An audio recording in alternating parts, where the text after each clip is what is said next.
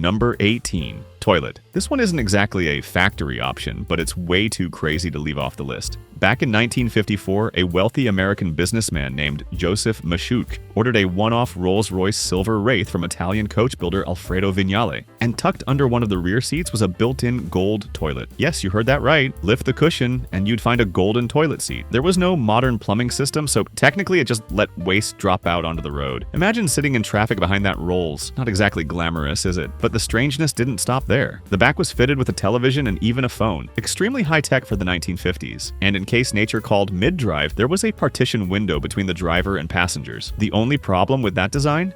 The window was completely see-through. That explains why Maschuk used the toilet only to keep champagne chilled. Number 17. Under the stars. When it comes to redefining what luxury feels like, Rolls-Royce has never been afraid to think outside the box, or in this case, above your head. And one of their most famous options is the Starlight headliner, a feature that literally brings the night sky into your car. Instead of a plain roof liner, Rolls-Royce fits hundreds, sometimes even thousands, of tiny fiber optic lights into the ceiling, each carefully placed by hand. The result is a glowing constellation overhead, turning every nighttime drive into a private stargazing session. Customers can even request specific constellations, shooting stars, or custom patterns. If you want the sky exactly as it looked on the night of your wedding or birthday, Rolls-Royce would make it happen. Of course, this level of craftsmanship doesn't come cheap. Back in 2020, ticking the Starlight headliner box on a Rolls-Royce Wraith added around $17,500 to the price. Number 16. Heartbeat sensor. Volvo has always had a reputation for being the brand obsessed with safety. Seatbelts, crumple zones, blind spot warnings. If there's a way to keep you alive, Volvo probably thought of it first. But in 2007, they might have gone just a little too far with their sci-fi safety ideas. That's when the second-gen Volvo S80 arrived with an optional feature for $495 called the Personal Car Communicator. The idea was simple. If someone was hiding in your car, the key would flash a warning. Sounds clever, but also kind of unsettling. Volvo really leaned into the creepiness. They even ran a commercial where a woman approached her S80 in an empty parking lot, only for the key to alert her that someone was waiting inside. She runs away terrified. Great for a thriller, not exactly what you want when marketing a family sedan. Number 15. Bioweapon defense mode. Tesla likes to do things differently, and their bioweapon defense mode is a perfect example. First introduced on the Model S and Model X in 2016, this crazy-sounding feature eventually became standard on newer Teslas. And yes, it's exactly what it sounds like, though a little less dramatic than the name implies. Essentially, it's a super powerful air filtration system built into the cabin. Tesla calls it the world's first true HEPA air filtration system ever fitted to a car, and they claim it's 100 times more effective than even the best premium automotive filters. When you hit the button, the system pressurizes the cabin and scrubs the air, giving you maximum protection against hazardous external conditions. Realistically, most people use it to deal with smog, pollen, or wildfires, not actual bioweapons. Still, it is one of the craziest and surprisingly useful options in car history. In fact, it did a pretty good job filtering smoke in the recent LA fires. Number 14. Motocompo scooter. In the 1980s, Honda introduced the pint-sized City, a tiny commuter car that looked cute but packed a clever surprise. The real star of the hatchback wasn't in the engine or the interior, it was the optional Motocompo scooter. This wasn't just an accessory, it was a full fold-up scooter designed to fit perfectly in the City's trunk. Stuck in traffic or running short errands, pop it out, unfold it, and zip through tight city streets with 2.5 horsepower and 49 cubic centimeters of pure convenience. The Motocompo was impressively compact, weighing only 92 pounds, and came in colors that matched the car. Even better, it cost just $340 back in the day, a small price for a genius solution to city congestion. Today, these tiny scooters are highly collectible, and the Honda City Motocompo combo is remembered as one of the quirkiest yet greatest optional extras ever offered on a car. Number 13. Camping pack. The Pontiac Aztec is already one of the most hated and mocked cars ever made, but Pontiac decided to push the weirdness even further with its optional camping package. Introduced in the early 2000s, this kit included a full-sized tent that was attached to the rear of the SUV and an Aztec-branded inflatable mattress for overnight adventures. With the tent deployed, the back of the Aztec resembled a mobile science lab. Seriously, it looked like Walter White from Breaking Bad was out there cooking meth instead of enjoying a weekend in the wilderness. But to give credit where it's due, the tent package was actually functional. You could sleep in it, and the tent even helped hide half of the Aztec's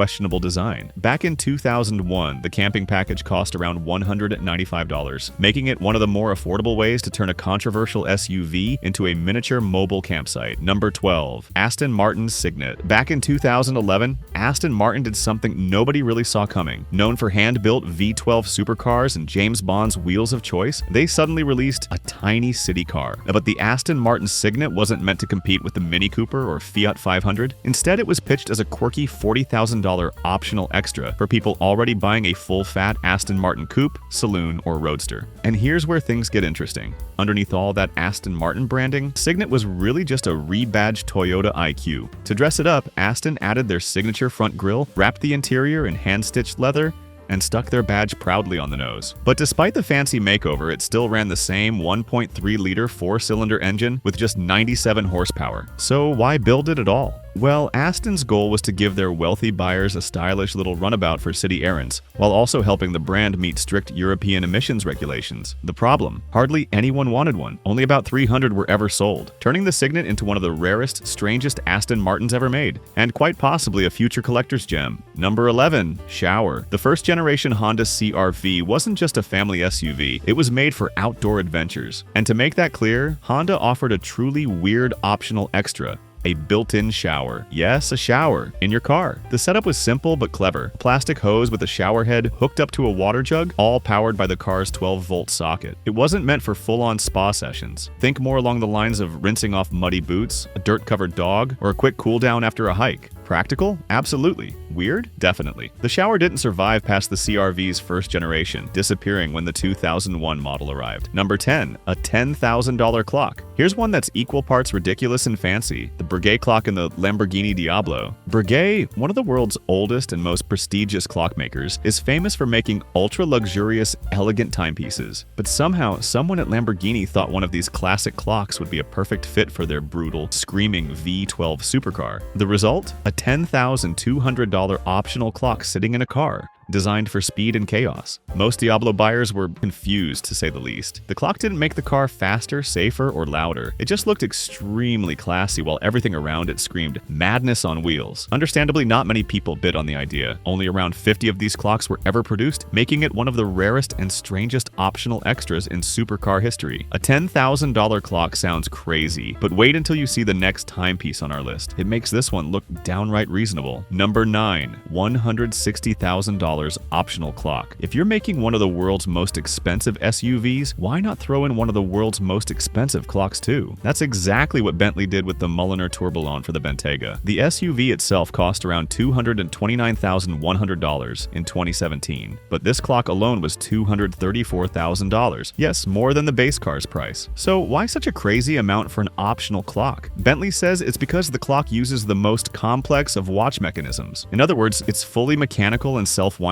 Easy enough on a wristwatch, but tricky on a dashboard. To solve this, Bentley built a mechanism that spins the clock 3 times every 15 minutes to keep it wound. The clock is made of solid gold with a mother-of-pearl or ebony face and diamond indexes. It's over-the-top, ridiculously pricey, and one of the craziest luxury options ever offered in a car. Only 2 people in the world got to experience this level of extravagance. Number 8. Granite trim. Mercedes-Benz has always been known for pushing the boundaries of luxury, but the CL class of the mid-2000s took things to an unusual level. Among its long list of bespoke options was something that sounded more suited to a kitchen than a car interior: granite trim. For an additional $2,650, buyers could replace every traditional wood panel inside the CL with a thin veneer of genuine granite. To make it work in a car, Mercedes engineered the stone to be less than a millimeter thick, just enough to be flexible without cracking. It was a remarkable technical achievement, but also one that raised eyebrows. Granite conveys strength and permanence, but in such a delicate layer it looked more like a cheap plastic than a true luxury upgrade. Number 7. Espresso machine. Nothing says Italian quite like a Fiat 500 and a shot of strong espresso. So when Fiat launched the 500L, they figured, why not put the two together? The result was the world's first built-in espresso machine, designed in partnership with Lavazza. The setup came with its own cups, spoon holder, and sugar container,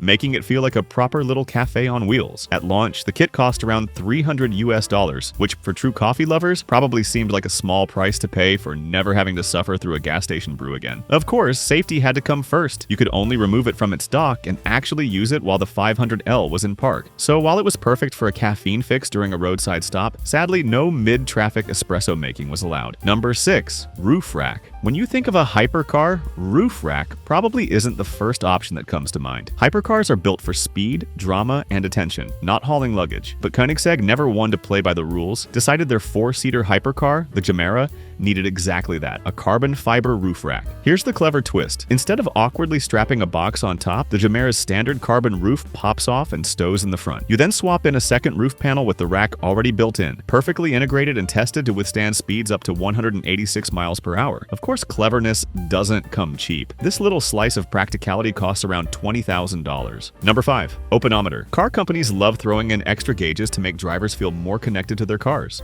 Usually, these readouts track something at least remotely useful, like boost pressure, oil temp, or maybe even G-forces if you're in a sporty mood. But many? Well, they decided to go in a completely different direction. Enter the openometer. Sounds fancy, right? Like it should be measuring wind resistance or maybe airflow dynamics. No, it does exactly one thing. It tells you how long you've been driving with the convertible top down. That's it. Hours and minutes of wind in your hair time, displayed proudly on your dash. Now, you could argue it's charming in that quirky mini way, but let's be real. What are you actually supposed to do with that information? Brag to your friends that you've racked up 200 hours of top-down driving? Track your seasonal sunburn progress? It's hard to say. Number 4. Hood-mounted tachometer. In the golden era of muscle cars, most drivers didn't bother with a tachometer. The idea was simple, like shifted gears by ear, feeling the engine instead of watching a gauge. But in 1967, Pontiac decided to give buyers of the GTO something special. Instead of putting the tach on the dashboard like a normal car, they mounted it right on the hood. The idea was that you could keep your eyes on the road while still seeing your revs out of the corner of your eye. At night, it even lit up, which made it feel like something out of a fighter jet. Was it the most practical design? Not really. Rain, dirt, and sun glare made it tough to read sometimes. But it didn't matter. The hood tach was more about style than function, and it quickly became one of those cool, unforgettable details that made the GTO stand out. Before we reveal the final 3, make sure to leave a like and share your thoughts on the craziest optional extra we've mentioned so far. Number 3, the most colorful trim. Most cars let you pick one color, maybe 2 if you're going wild with a roof option. But back in the mid-1990s, Volkswagen decided to throw the rulebook out the window and gave us the Polo Harlequin. It started as a simple auto show gimmick. VW displayed a Polo where every single body panel was painted a different color to show off the range of options. The fenders, doors, hood, even the bumpers all mismatched like a pack of Skittles dumped on the assembly line. It was meant to be a fun demo, not a real car. But here's the twist. People loved it. Enough folks walked up to VW dealers and said they wanted it. VW happily agreed to do that. For a short time, you could actually order a factory-built Harlequin, complete with its chaotic mix of reds, yellows, greens, and blues. Originally, Volkswagen planned to build just 1,000 Harlequins for the price of $13,000 back in the 90s. But demand went crazy, and by the end, around 3,806 were made. Even better, about 500 of them were given away in a McDonald's promotion. Number 2, record player. Before streaming, before CDs, and even before cassette tapes, there was Chrysler. In 1956, they decided AM radio wasn't enough for in-car entertainment, so they introduced the Highway Hi-Fi, a built-in record player for your car. Sounds amazing, right? Well, it came with a catch.